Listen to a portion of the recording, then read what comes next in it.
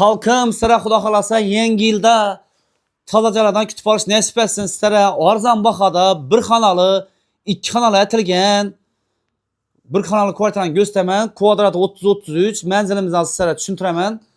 O'z balkoniga ega. Sizlarga tushuntiraman. Manzilimiz, qaranglar manzilimiz nida. Bundayna Abloso Bayzadan kelasizlar, bu yonimiz Ibodullo to'yxonadan kelasizlar. Bu yonimiz Milliy bankdan kelasizlar. Endi balkonlar vaziyat to'lib yotibdi. Balkon ham kattagina bu yerni ko'rdingizlar. Bunda Ahmad Cheez mashinalar o'tib turibdi. Ana ochib qo'yib dam olaverasizlar yozda. Ketadi. Bahosini oxirida aytib o'taman lekin, sizlar nima desam ekan, lustram zo'rindan qo'yilgan, qaranglar.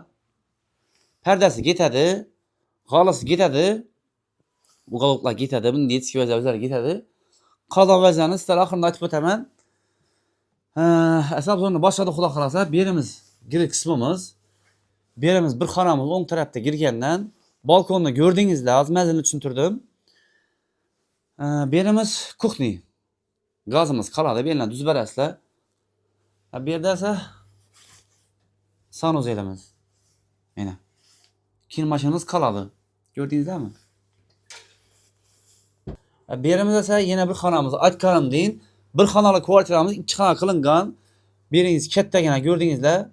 Bunda bolalar yotib qolasanizlar, beda o'zlari yotib, orayamda mehmon kutsangizlar bo'ladi. Bahosini ham zo'r bahoda aytib qo'yibdilar. Ko'rdingizlarmi? Taxlangan bellar.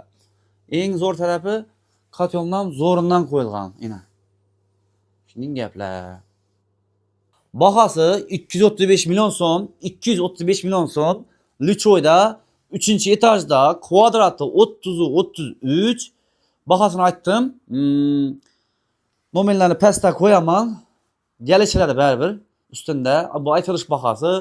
Hem arzon bahoda chiqarib turibman. Yangi yilda kim shu janodan bo'lsa nasib etsin. İzi davomiy bo'lsin. Yana ham joy olinglar. Yangi yillarni yaxshi kutib olinglar. Podpiska yoddan chiqmasin. Kommentariyada fikrlaringizni qoldiringlar. Fikrlaringizni o'qib Xudo xolasa harakat qilamiz. Chiqarmoqqa.